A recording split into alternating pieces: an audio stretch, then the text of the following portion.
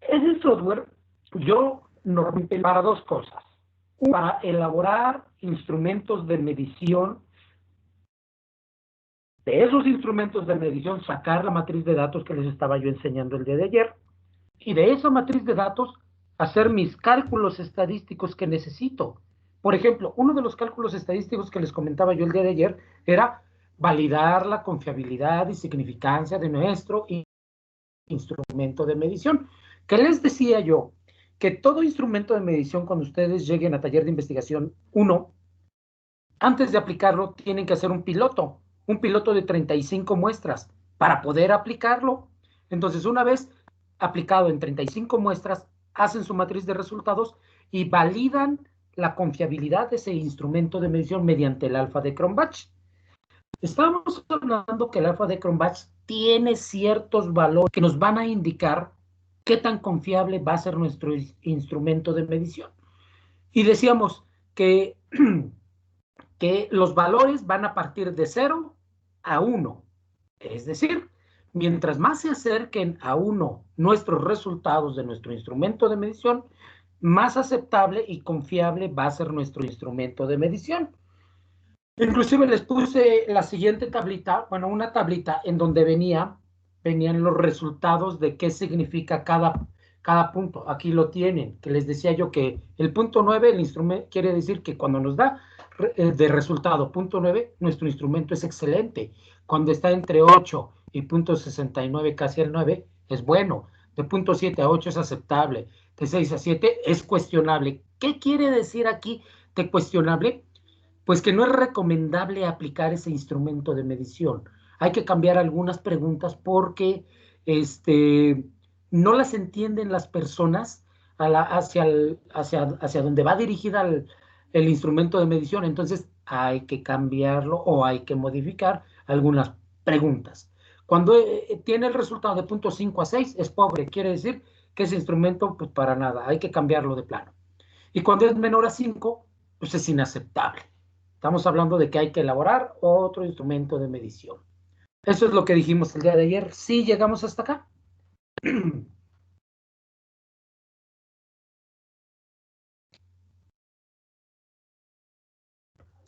Sí, profe. Correcto. ¿Vimos el error tipo 1 y tipo 2? No. No lo vimos. Correcto. Bueno. Estos errores, muchachos, normalmente siempre se van a presentar. Pero bueno, vamos a ver qué nos dicen según los diferentes autores. Dice, error tipo 1 y 2. Este procedimiento de decisión puede conducir a una de dos conclusiones erróneas. Por ejemplo, es posible que el valor verdadero de la rapidez por medio de combustión del agente propulsor sea igual a 50 centímetros sobre segundo. Sin embargo, para todos los especímenes bajo prueba, bien pueden observarse un valor del estadístico de prueba de la media X, que cae en la región crítica. En este caso, la hipótesis nula será rechazada en favor de la hipótesis alternativa, cuando de hecho la hipótesis nula en realidad sea verdadera. Bueno, cuando nosotros rechazamos la hipótesis nula, pero realmente puede ser verdadera, a esto se le denomina, o a este tipo de conclusión equivocada, se le conoce como error tipo 1. En la siguiente diapositiva vamos a ver un recuadro en donde viene toda la parte esta que les estoy diciendo del error tipo 1 y tipo 2. El error tipo 1 se define como el rechazo de la hipótesis nula cuando ésta es verdadera. También es conocido como error alfa o nivel de significancia alfa.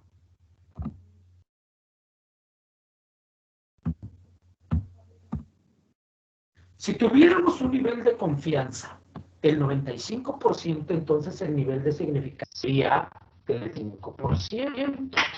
Análogamente, si se tiene un nivel de confianza del 90%, entonces el nivel de significancia sería del 10%. Esto, muchachos, esto ya lo tratamos con anterioridad, ya lo dijimos. Ahora, Supóngase que la verdadera rapidez promedio de combustión es diferente de 50 centímetros sobre segundo. Aunque la media muestral X caiga dentro de la región de aceptación, en este caso, se acepta H0 cuando esta es falsa. Este tipo de conclusión recibe el nombre de error tipo 2. El error tipo 2 o error beta se define como la aceptación de la hipótesis nula cuando ésta realmente es falsa. Aquí nosotros nos preguntaremos, bueno, ¿cómo lo detectamos? ¿Cómo lo vamos a detectar? Bueno, a eso ahorita lo vamos a ver. El error tipo 1 y 2, en un contraste de hipótesis, dice, si rechazamos una hipótesis cuando debiera ser aceptada, cometemos un error tipo 1. Mientras que si la aceptamos debiendo ser rechazada, diremos que hemos cometido un error tipo 2. El asunto es cómo saber cuándo y cómo aceptar o rechazar una. Minimizar los errores no es una cuestión sencilla. Fíjense bien lo que nos va a decir a continuación. Dice, un tipo suele ser más grave que otro y los intentos de disminuir uno suelen producir el aumento del otro. La única forma de disminuir ambos a la vez es aumentar el tamaño de la muestra, ¿sale? Entonces, aquí hay un punto muy importante que debemos de tener en cuenta. Cuando nosotros aumentamos el tamaño de la muestra, podemos disminuir ese tipo de errores y no poder cometer a lo mejor el error tipo 1 o cometer el error tipo 2. Entonces, cuando aumentamos la muestra, evitamos el cometer ese tipo de errores. Preguntas.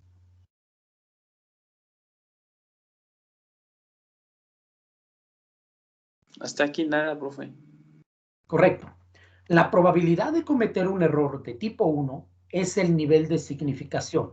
La probabilidad de cometer un error tipo 2 depende del verdadero valor de mu o de mu y del tamaño de la muestra, como decíamos.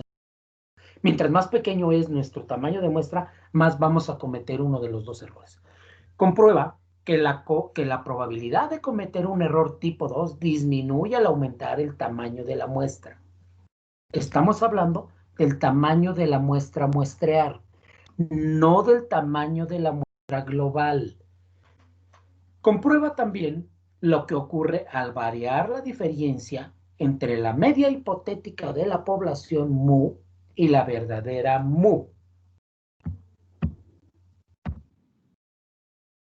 Ahora, lo que les comentaba yo hace un rato, un recuadro comúnmente denominado matriz de decisión. Por tanto, al probar cualquier hipótesis estadística, existen 4 situaciones diferentes que determinan si la decisión final es correcta o errónea. Por ejemplo, tenemos la decisión, la primera decisión, cuando nosotros aceptamos H0 y esta es verdadera, no hay error. Pero cuando aceptamos H0 y esta es falsa, estamos cometiendo un error tipo 2 o un error beta. La siguiente decisión nos dice, cuando rechazamos H0 y H0 es verdadera, estamos cometiendo un error tipo 1 o alfa. Cuando nosotros rechazamos H0 y esta es falsa, no hay error. Ojo, muchachos, ustedes se preguntarán por qué en este recuadro, ya que nos preguntan, ¿por qué en este recuadro aparece nada más la hipótesis nula y no la alternativa? ¿Alguien me puede decir por qué? Porque en la alternativa ya estamos diciendo que no va a pasar, entonces esto solo aplica a la primera. No tanto por eso. Aquí hay una parte importante, que lo que nosotros vamos a probar es la hipótesis nula. O sea, esa es la parte importante, muchachos. Dentro de lo que es nuestra curva de Gauss, la única que nosotros vamos a probar es la hipótesis nula. Por eso tenemos en esta matriz de decisión la hipótesis nula. ¿Sí me explico en esa parte, muchachos? Jóvenes Sí, ilustres. Sí, correcto. Bueno, sí. vamos a ver. Vamos a ver. Punto número 1. Los errores tipo 1 y tipo 2 están relacionados. Una disminución en la probabilidad de uno, por lo general, tiene como resultado un aumento en la probabilidad del otro. Número 2, el tamaño de la región crítica y, por tanto, la probabilidad de cometer un error tipo 1 siempre se puede reducir al ajustar el o los valores críticos. Un aumento en el tamaño muestral n reduciría alfa y beta de forma simultánea, lo que ya comentamos hace un rato, ¿sale? Si la hipótesis nula es falsa, beta es un máximo cuando el valor real del parámetro se aproxima al hipotético. Entre más grande sea la distancia entre el valor real y el valor hipotético, será menor beta. ¿Vale? Preguntas hasta acá, muchachos. Tengo una pregunta, profe. Te escucho. Bueno, para hacer los errores, es que usted nos dijo la última vez que, bueno, según era muy fácil, ¿no? Sacar la conclusión si aceptamos o no, la hipótesis, nula, por ejemplo. Pero, ¿cómo vamos a cometer este tipo de error? ¿Es en los cálculos o es algo como interpretar un resultado? ¿O cómo vamos a cometer estos dos, entre los dos tipos de errores? Sí, mira, aquí hay una parte importante que nos está diciendo lo que acabamos de explicar. Cuando nosotros tenemos un tamaño de muestra pequeño, se va a cometer cierto tipo de error. Mas, sin embargo, normalmente la mayor parte de los problemas no vienen con datos pequeños, siempre vienen con datos grandes. Entonces, al trabajar nuestros datos grandes, ya no vamos a cometer ciertos errores, ni vamos a cometer el error tipo 1, ni vamos a cometer el error tipo 2. Al contrario, vamos a aceptar H0. Ahí, aceptando H0, pues no hay ningún error. O inclusive, al rechazar H0, cuando realmente esta es falsa, pues tampoco vamos a cometer ningún error. ¿Por qué? Pues por lo mismo de nuestros datos. Cuando nuestros datos son grandes, vamos a disminuir esos errores, o sea que no vamos a cometer ningún error. Y es difícil, fíjense, es difícil que nosotros cometamos el error tipo 1 o el error tipo 2. ¿Por qué? Porque normalmente, cuando nosotros realizamos un proyecto de investigación, nunca se les dice, ¿sabes qué? Pues haz tu tamaño de muestra de 5 muestras. No, con 5 muestras puedes cometer alguno de estos dos errores. Entonces, normalmente siempre para eso son lo que es la fórmula para el cálculo del tamaño de muestra muestral. ¿Por qué? Por ejemplo, que tú vayas a hacer un estudio en el tecnológico, a lo mejor el siguiente semestre que vas a llevar taller de investigación, lógicamente que tu tamaño de muestra global es grande. ¿Por qué? Porque dentro del tecnológico somos aproximadamente 2.300, 2.400 personas. Tú te das cuenta que es un tamaño grande. Entonces, tu tamaño de muestra muestrear aplicando la fórmula del tamaño de muestra, tu resultado vendría siendo aproximadamente unas 230, 235 personas. No cometes ningún error porque es grande tu tamaño de muestra. Si tu resultado te diera a lo mejor un tamaño de muestra de 5, un tamaño de muestra de 10, ahí sí te puedo decir que se puede estar cometiendo o se puede cometer uno de esos dos tipos de errores porque el tamaño de muestra es pequeño. Pero nunca vas a hacer nunca vas a calcular en un proyecto de investigación mediante muestras pequeñas. Siempre van a ser muestras grandes para evitar este tipo de errores que a lo mejor no podamos detectar, no podamos ver de esa manera, pues ahora sí, de esa manera, pues detectas el error. Ahora sí, no los vas a ver, mas sin embargo, nosotros estamos sabedores que estás cometiendo cualquiera de esos dos tipos de errores. ¿Sale? Gracias, profe. Correcto, muchachos. Bueno, vamos a continuar con lo que es la potencia de la prueba. En cuanto a potencia de la prueba, vamos a ver lo que son tipos de ensayos. ¿A qué me refiero con tipos de ensayos? Con tipos de ensayos me refiero, el día de ayer les estaba yo explicando lo que es la parte de la curva de Gauss, ¿sale? La parte de la curva de Gauss nos dice que se divide en tres. Primero, les explicaba yo sobre la curva de Gauss en cuántas colas se divide. Les expliqué nada más dos colas. La cola derecha, que es la unilateral derecha, pero no les hice mención del unilateral izquierda. Les mencioné la bilateral, que es cuando se presentan los dos tipos de colas, ¿sale? Pero aquí podemos utilizar las tres. Bueno, no las tres, ¿eh? Vamos a utilizar lo que son una o dos. ¿Por qué una? Porque cuando mi resultado es positivo, voy a ocupar la unilateral derecha. Cuando mi resultado es negativo, voy a ocupar la unilateral izquierda. ¿Sale? Pero ahorita vamos a definir estos tres tipos de colas. ¿Sale?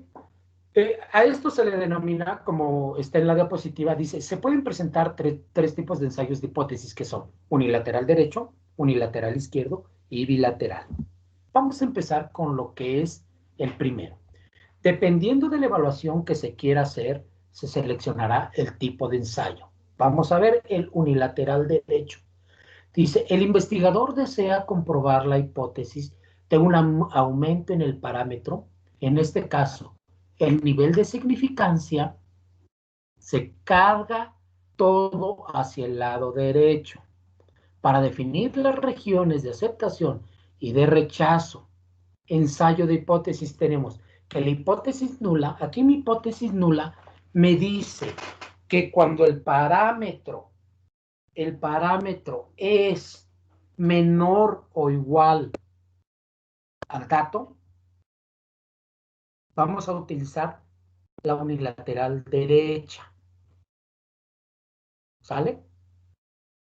En este caso, el parámetro también puede ser, cuando te dice parámetro menor o igual, se refiere a que sea el valor menor o que sea el parámetro igual.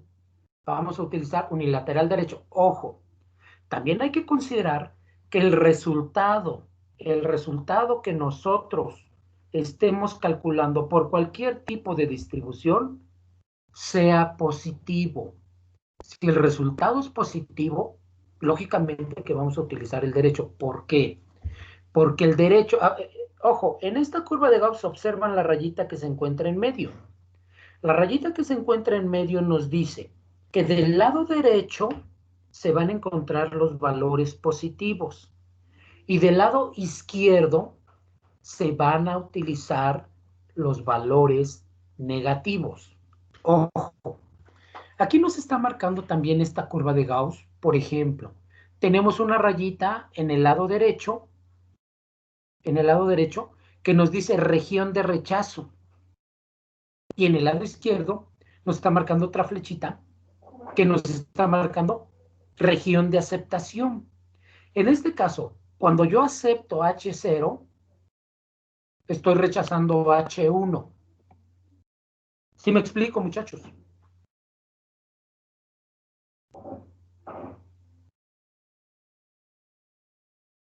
Sí, sí. Correcto. Continuamos con la segunda entonces.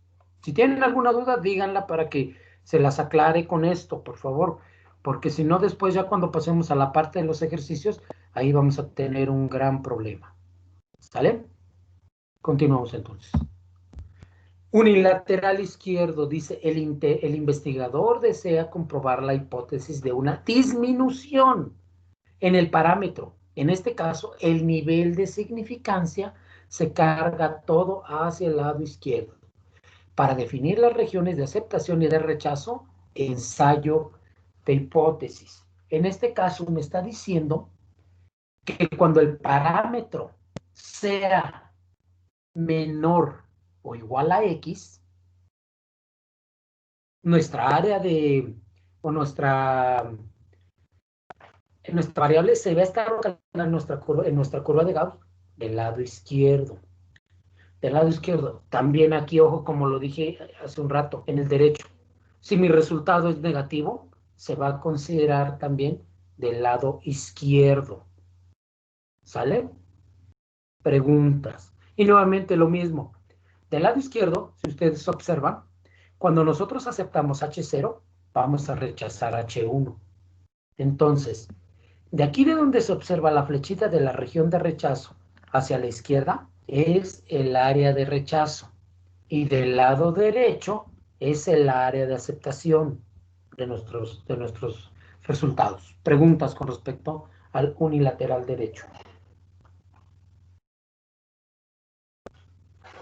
Una pregunta, profe. ¿Podría Sí. explicarme de nuevo por qué no consideran dos, no sé, me parece 2Z, por ejemplo? Porque, bueno, estoy hablando de las áreas chiquitas que están en cada lado. 2Z, no entiendo. No Es que entiendo. aquí nomás consideran bueno, la parte que se considera como H1. Ujú. Estoy hablando de esta área que el que está rayado abajo. Ah, ya. Te ¿Y explico por esa qué en parte. el otro lado no ocupan? Bueno, ¿por qué consideran todo este lado como H0 y no? Ajá. Sí, te voy a explicar. Mira, normalmente, siempre cuando tú haces tu cálculo, por ejemplo, en Z, te lo voy a explicar en el pizarrón. Déjame poner mi cámara y te lo explico en el pizarrón para que a ver si se queda un poquito más claro. Déjame, espérame tantito.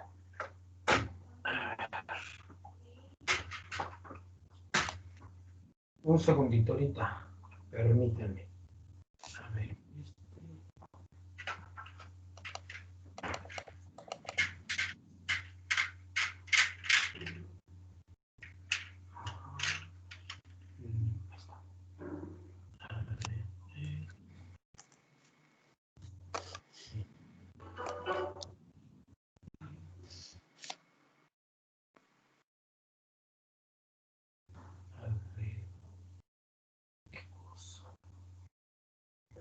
Son a ustedes. Ujú. Ujú.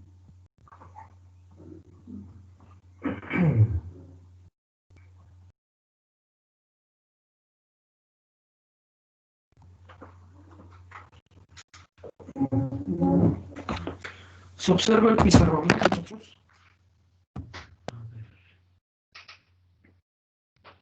En mi caso, Se hasta observa el ahorita pizarrón. sí. No ¿Se sé observa por el qué. pizarrón? Sí, profe. Sí, correcto. A ver, mira. Voy a graficar aquí la curva de Gauss. ¿Sí se ve la curva de Gauss? Sí, profe. Vale. Me voy a marcar la parte izquierda que tú dices. Por ejemplo, yo estoy calculando, por ejemplo, la distribución T que me dice que es la media de X menos la media mu sobre la desviación estándar muestral entre la raíz de N. ¿Sale? Ahora, por ejemplo, si yo en el cálculo de la distribución T me da un resultado de menos 2.5, ¿vale? Pero en mis tablas,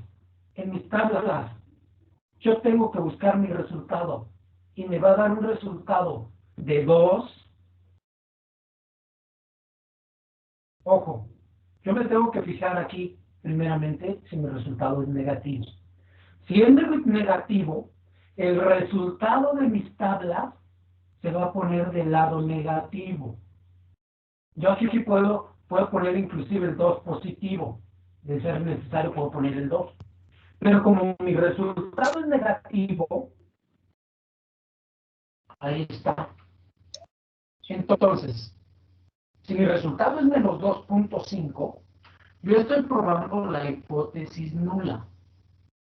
Acuérdense que de aquí para acá es el área de aceptación. Siempre se va a manejar de aquí para acá, donde está los blanquitos, es el área de aceptación. Y de aquí para acá es el área de rechazo. Entonces, al graficar el menos 2.5, el menos 2.5 se va a encontrar aquí, menos 2.5. 5. Estoy hablando de que vamos a rechazar H0 y vamos a aceptar H1. Por eso lo tenemos marcado ahí. Siempre va a ser así. De aquí para acá va a ser el área de aceptación. Y de aquí para acá va a ser el área de rechazo. Es decir, de tu resultado que obtengas en tal, si estás a la izquierda, ahora sí todo lo remarcado va a ser tu área de rechazo. Y lo que está en blanco va a ser tu área de aceptación. Siempre, siempre, siempre. Y lo mismo. Si yo tuviera, por ejemplo, otra curva de Gauss. Si yo tuviera del lado derecho que mi resultado no fuera negativo, que fuera positivo, 2.5. En tablas medio 2, nuevamente lo mismo. De aquí al lado derecho, ¿por qué decimos que al lado derecho? Porque yo inicio de 0. 0, 1, 1.5, 2, 2.5, y así va a ir aumentando del 2 para la derecha, va a ir aumentando. Entonces, si mi resultado es 2.5, acá se encuentra dentro del área de rechazo. ¿Qué quiere decir? Esta es área de rechazo. Y de aquí para acá, todo lo blanco va a ser área de aceptación. ¿Vale? Entonces, aquí yo estoy diciendo que nuevamente se rechaza H0 y se acepta H1.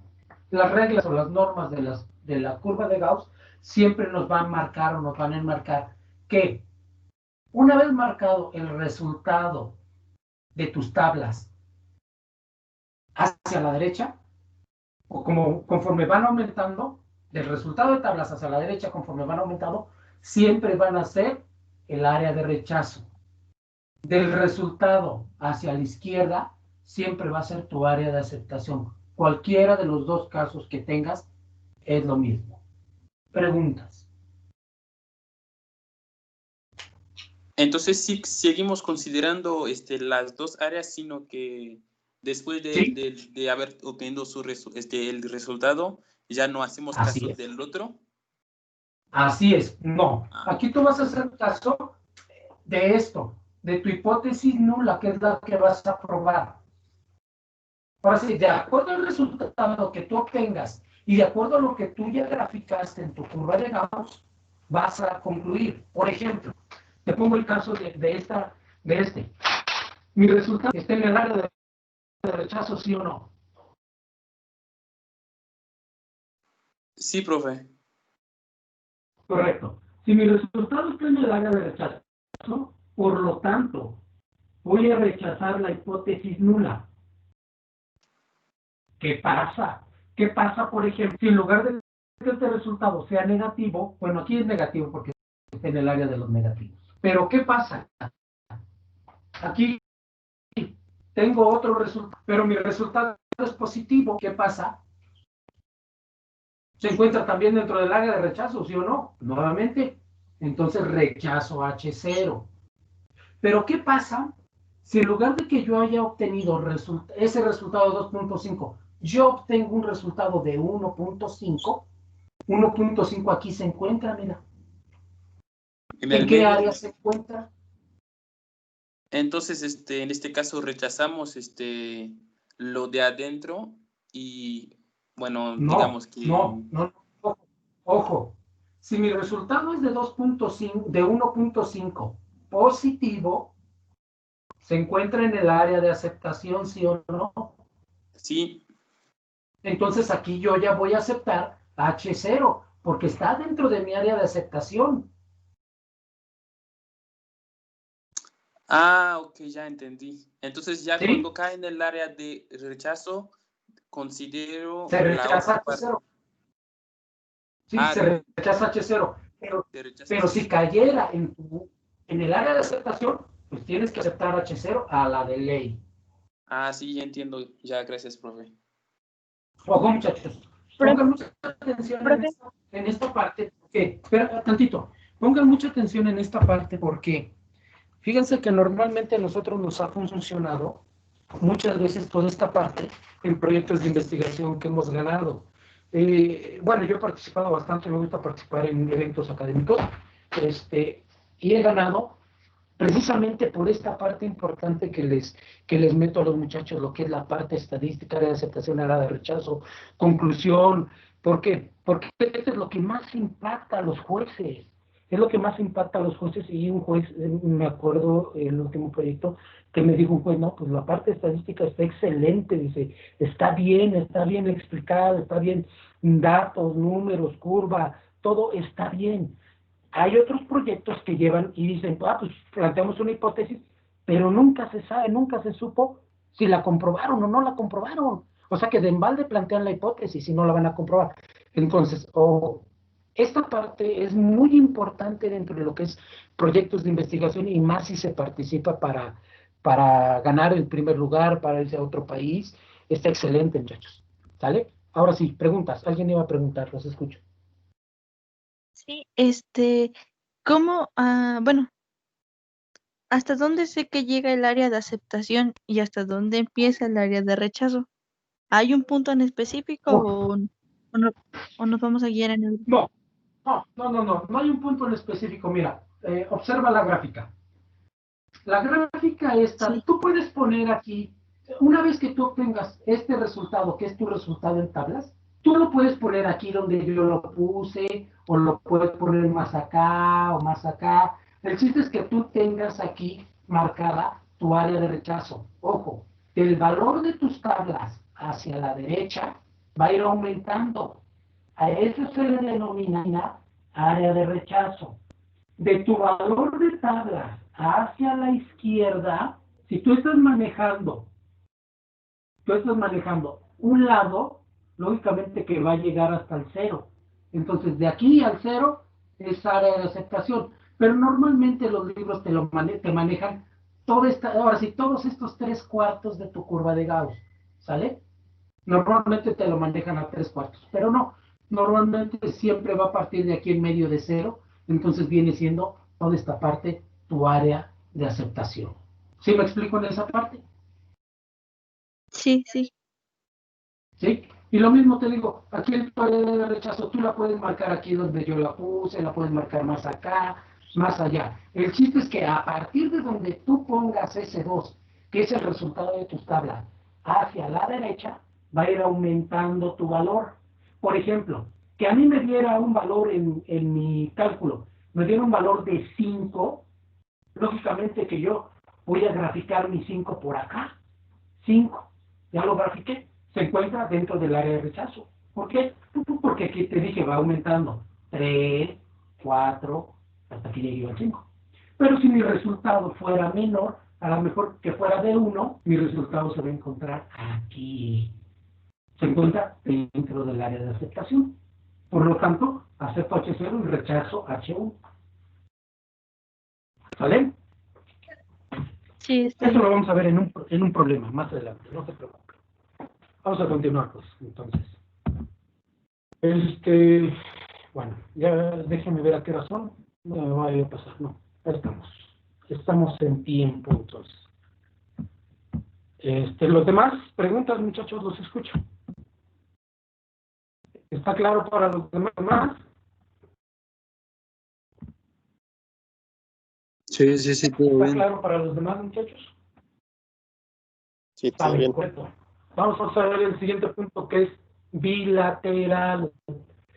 Dice, el investigador desea comprobar la hipótesis de un cambio en el parámetro. El nivel de significancia se divide en dos y existen dos regiones de rechazo.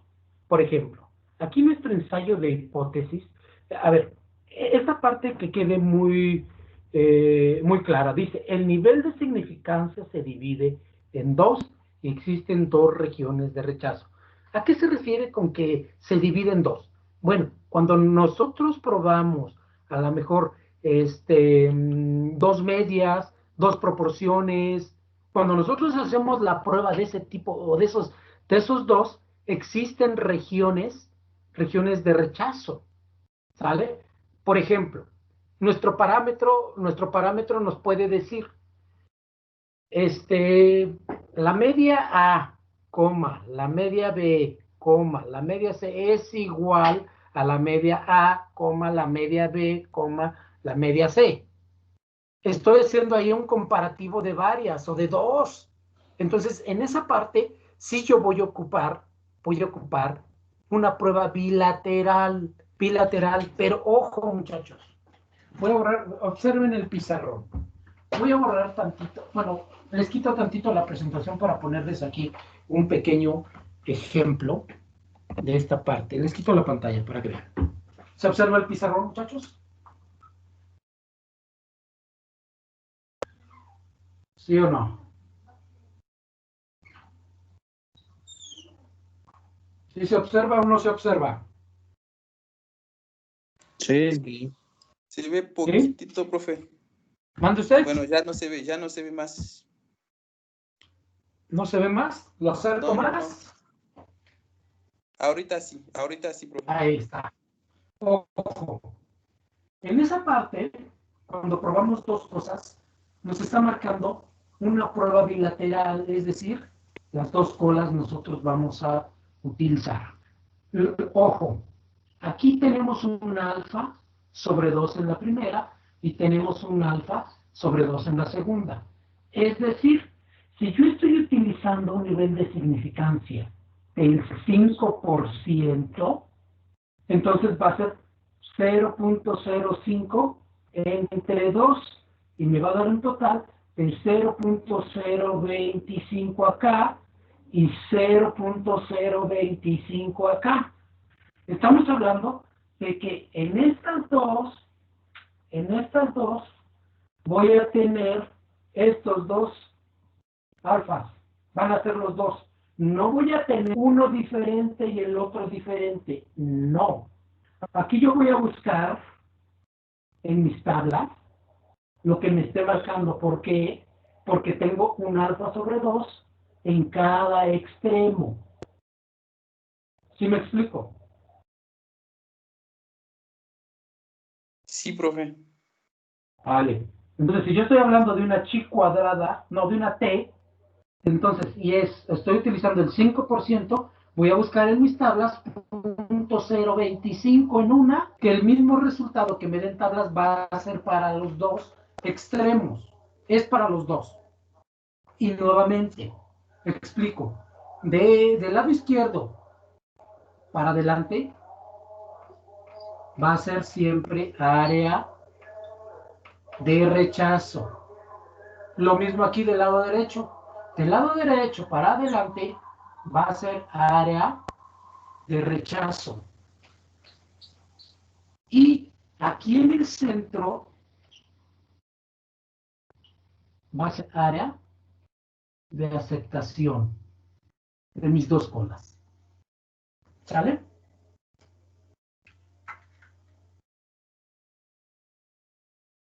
¿Sí, muchachos?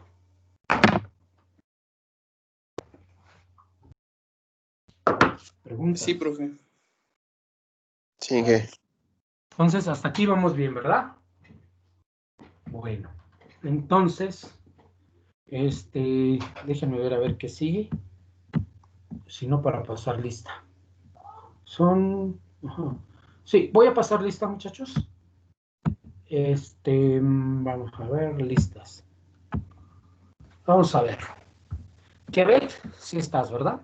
Presente, sí, Alejandro. presente. Alejandro. Iván. Israel. Mario Yair. Andrea Isamar. Presente. Lino Fernando. José Ángel. Adolfo Jorge. Presente. Francisco Javier. Yasmín Guadalupe. Eric Mauricio. Presente. Abidail Miguel. Bernardo. Diego Armando, Presente. Adriana, Presente. Adriana, Alejandra,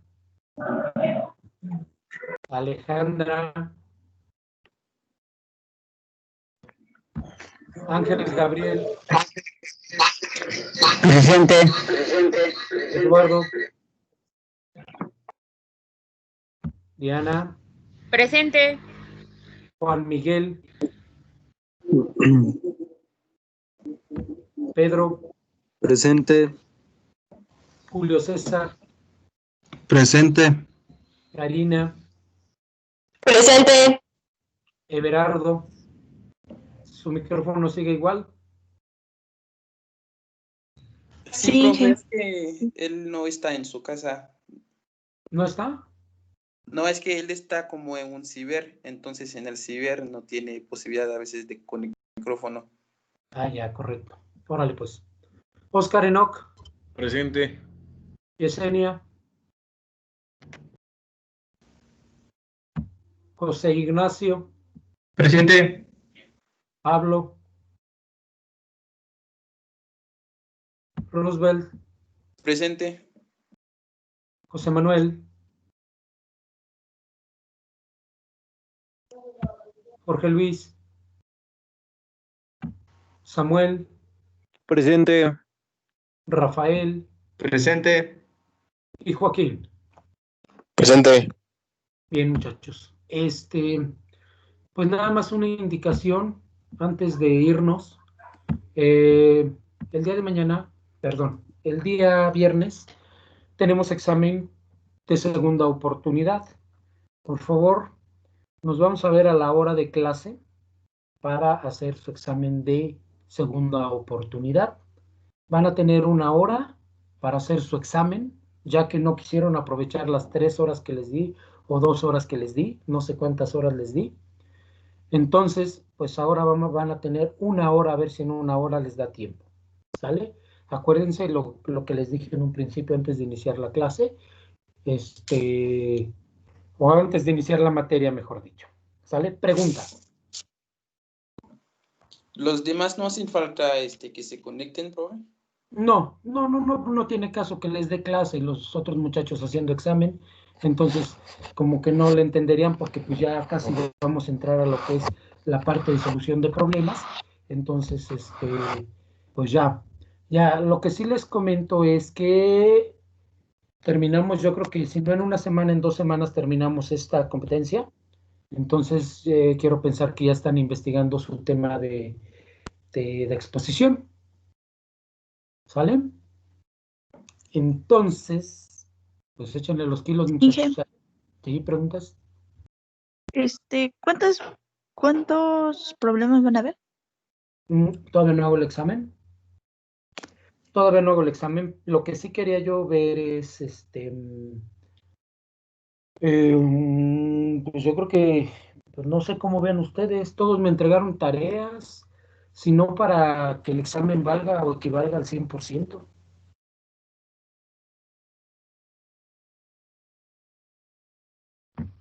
No sé cómo vean.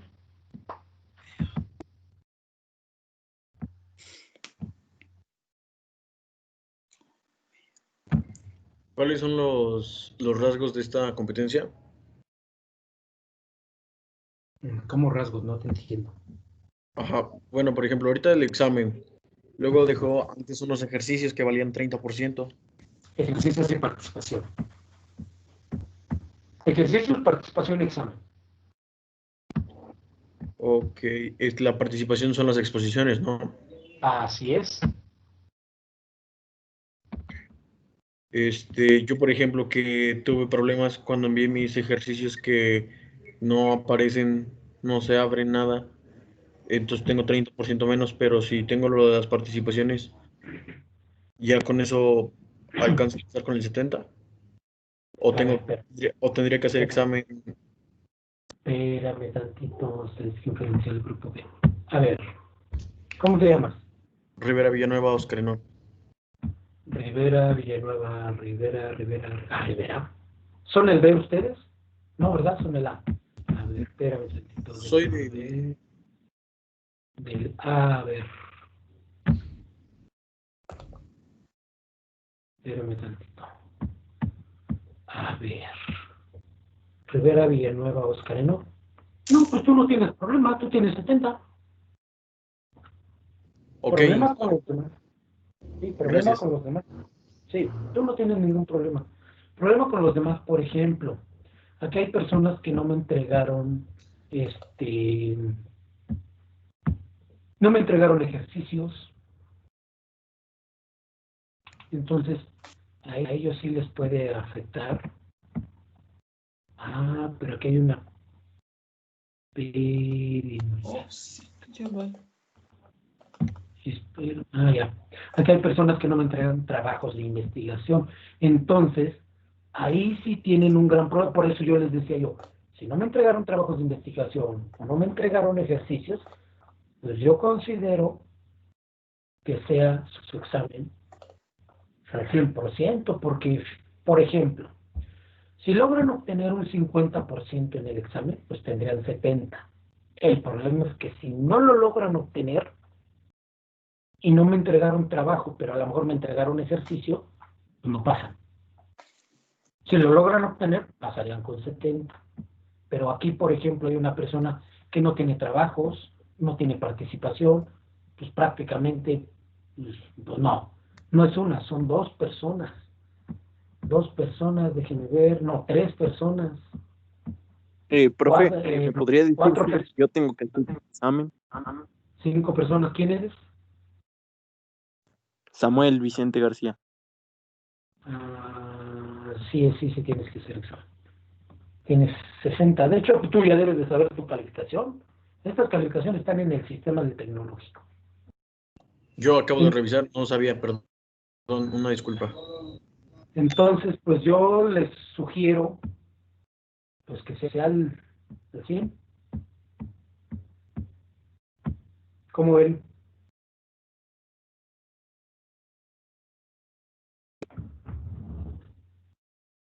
Los escucho.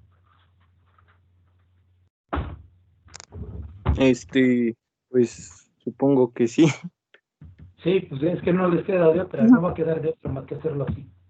Sale, entonces prepárense para su examen y pues le dejamos hasta aquí. Entonces, estudienle y los demás pues nos vemos el día de clase, que es el día lunes. Por Profe, favor. Sí. por ejemplo, yo que tengo 60, pues tendría que sacar igual calificación alta en el examen. Haz de cuenta que ahorita a ti te toca hacer examen de segunda, es borrón y cuenta nueva. Si ahora sí, si el examen, todo va a ser al 100%, todo va a ser al 100%. Aquí no voy a hacer distinciones de que, pues a lo mejor tú, porque me llevo bien contigo, nada más equivale al 50. No. Todo 100, todo 100. ¿Está claro? Sí, profe. Correcto, muchachos. Entonces, no se hable más. Échenle los Profe, kilos y nos vemos el día viernes. ¿Sí te escucho, Diana? Minitab, ¿cuándo lo vamos a ocupar? Minita. Déjame ver. Mm, la siguiente semana, yo creo. Porque la siguiente semana empezamos con problemas. Entonces, lo más seguro que sea ya por ahí del miércoles o viernes de la siguiente semana. Perfecto, Inge, gracias. ¿Correcto? Sale, niños, nos estamos viendo entonces. Hasta el viernes.